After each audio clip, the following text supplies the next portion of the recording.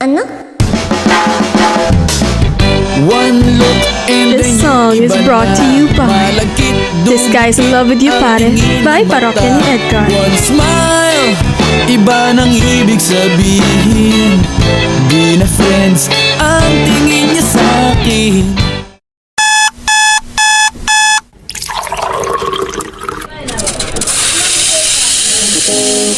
Isa pang order na Americano.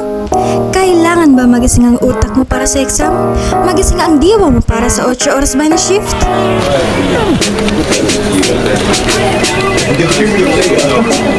Halika dito!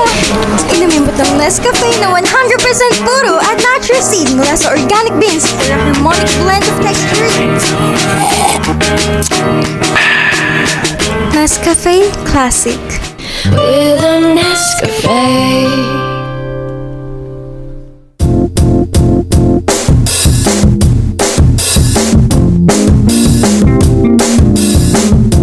Magandang umaga sa inyong lahat mga kapwa ko Jehoshuans. Nagbabalik na naman po ang sister niyong lahat. Ang numero unong kaututang dila ninyo sa balat ng radyo. This is DJ Mika Coletera, ang inyong best friend on air. At kayo po ay nakikinig sa Jam FM, Radyo 94.5. Time check! Ang oras po sa buong kapulaan ng Pilipinas ay 5:55. Oras na nga para sa...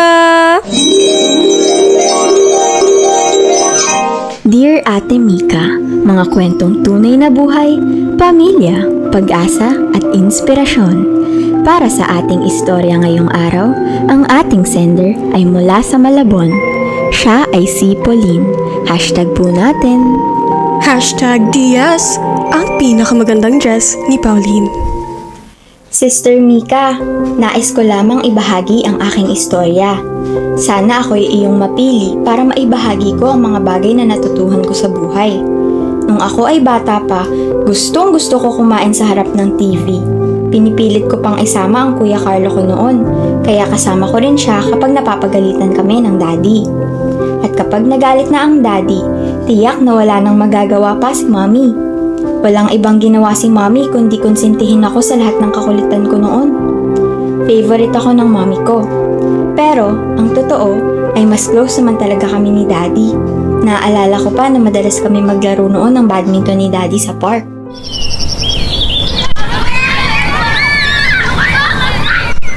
Mahusay ka talaga sa sports, anak. Hindi ka tulad ng kuya mo na wala nang ibang ginawa kundi ang magbasa. Tsaka ang gwapo-gwapo mo tignan dyan sa jersey mo, oh. Ganun naman talaga si kuya eh. Masyadong matalino. Matalino ka rin naman eh. Ang kuya mo kasi masyadong mahusay sa literature. Ikaw naman ay mahusay sa math at drawing. Dapat pag binata ka na mag-iisa kang arkitekto. Opo, Daddy. Magiging isa akong magaling na arkitekto. Masaya kami noon. Kaso, hindi niya natanggap ang pagdadamit babae ko. Pero anong magagawa ko? Bata pa lang ako, alam ko na lalaki man ako pinanganak, pusong babae talaga ako. Naging okay naman iyon sa mami ko, pero sadyang mahirap paliwanagan si daddy. Naaalala ko noong unang beses akong mag-crossdress. Buti na lang at walang tao dito sa kwarto at nahiram ko kay Cheska tong gown. Ang ganda-ganda ko talaga. Winner! Wait, makapag-selfie nga. Fuck. Modeling. Fuck. To the right. Diba fresh? Parang binabad sa Downy. Ang ganda-ganda ko talaga. Ang ganda ko talaga. Isa pa. But wait. Maglalagay lang ang cast ng lipstick para full packed. Ayan, perfect. Kaso nakaka-disappoint naman tong buhok ko. Ang iksi. Dapat kasi pwede ako magpahaba ng buhok para bongga na eh. Alam ko at nararamdaman ko na babae ako. Ayok na paging lalaki. Ayok na. Kung maaari nga lang na parang si Cinderella ako nung umikot-ikot siya mula sa gusgusin na babae ay naging isang prinsesa. Paolo! Bakla ka, anak! Wala ko anak na bakla! Aray ko! Daddy, tama na po! Tama na! Ano ba? Daddy. Umahos ka nga! Mapapatay mo ang anak mo! Lumabas ka muna, Paulo. Sabi ko, tumigil ka na, Gregor!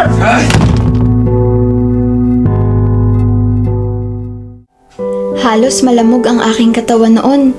Malaki ang pasasalamat ko kay Mama sa pag-unawa at kay Kuya na may malawak na pag-iisip noon na tanggapin kung sino ako. Nagdesisyon ako na tuluyan ng magdamit babae sa college at kumuha ng kursong architecture. Pero may naging problema pa rin ako kay Daddy kahit na sinunod ko ang kursong gusto niya para sa akin. Mommy, ilang taon na akong hindi pinapansin ni Daddy simula nung magdamit babae ako. Kulang na lang itakwil niya ako at para na akong walang tatay. Pabayaan mo na muna, anak. Matatanggap ka rin ng daddy mo. Nandito na po ako. Mano po, Mami? Tahan na, anak, ha? Oh, Pauline, bakit ka umiiyak? Pauline? Sinong Pauline? Wala ako anak na Pauline! Ayoko kayo makita! Gregor! Saan ka pupunta? Gregor, ano ba? Bumalik ka dito! Anak mo pa rin siya! Wala ka dyan! Naninikip lahat ng mga dibdib ko. Pauline, hindi ako makahinga. Mami? Mami? Mommy!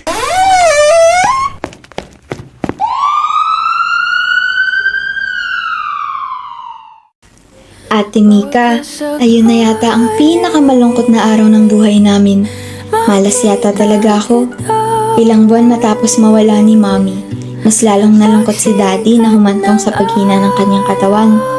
Marahil dahil sa lungkot ay sinisisi niya ang kanyang sarili sa pagkamatay ni Mommy. Pero deep inside, mas sinisisi ko ang sarili ko. Kung hindi ako naging bakla, ay hindi sana mangyayari ang lahat ng to. Malas talaga siguro ako. Na-stroke si Daddy. Inaalagaan ko siya habang nag-aaral ako sa college. Ako ang kasama niya sa bahay dahil may trabaho si Kuya. Masaya ako kasi nagkaroon kami ng pagkakataon para makapag-usap. Wala naman siyang choice eh. Kahit na alam kong asiwa siya sa suot ko, sinusunod niya pa rin ang tamang oras ng pag-inom ng gamot. Matagal akong hindi kinausap ni Daddy o tinawag sa pangalan kong Paulo. Sa pakiramdam ko'y di niya na ako maituring na anak.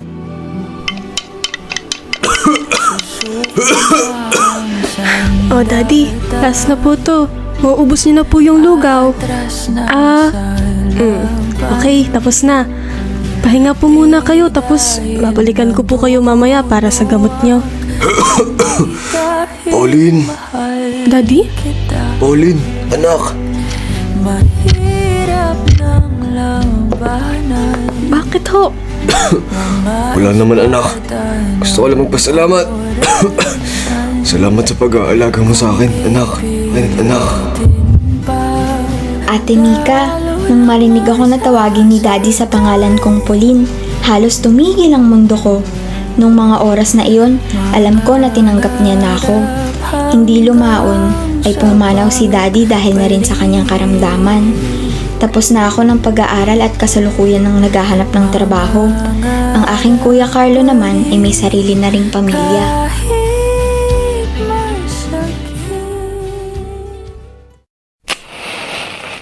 Ang mga kandilang ito ay para kay na Mama at Papa. Totoo nga ang sabi nila. Ang gabi matapos ang libing ang pinakamalungkot at mahirap sa lahat. O ikaw, paano ka na ngayon? Eto, mag-a-apply pa rin ng trabaho. Tuloy ang buhay kahit wala na sila Daddy.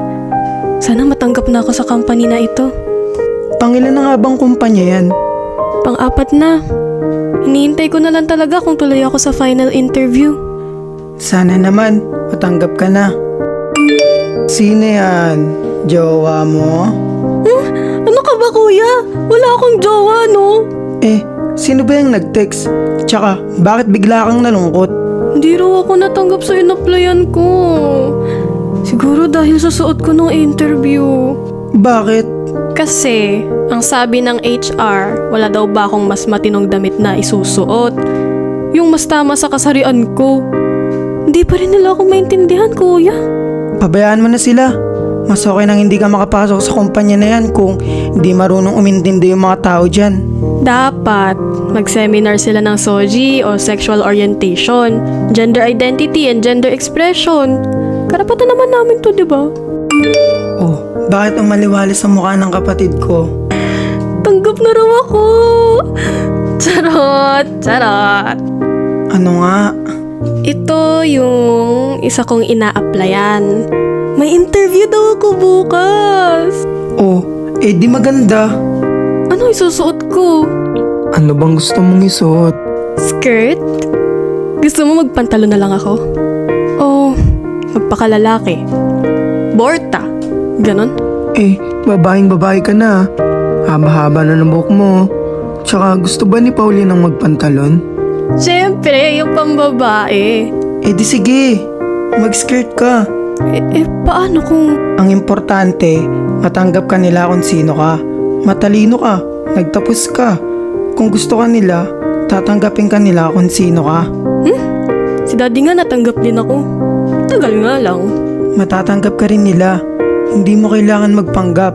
Mahal kita, Paulo, Pauline. Maging ano man ang gender identity mo. Sure na ako sa isusuot ko bukas, kuya. Isusuot ko ang pinakamaganda kong dress. Payahap nga si kuya.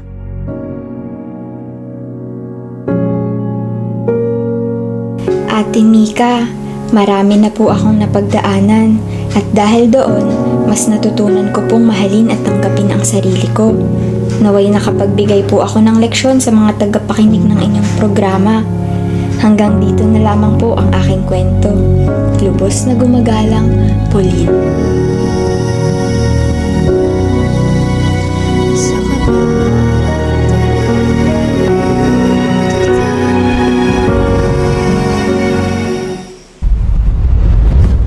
Alright, isa na namang kwento ang naibahagi ngayong araw.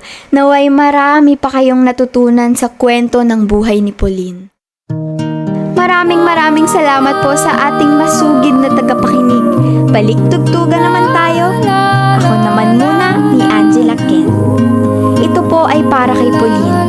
And you are still listening to Jam FM, Radyo 94.5.